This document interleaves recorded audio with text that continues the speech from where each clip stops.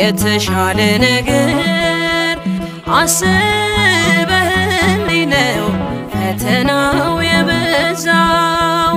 ነገ መልካሙን ቀን ያለው በዚህም አምናለው። የተሻለ ነገር አስበህልኝ ነው ፈተናው የበዛው። ነገ መልካሙን ቀን ያለው በዚህም አምናለው።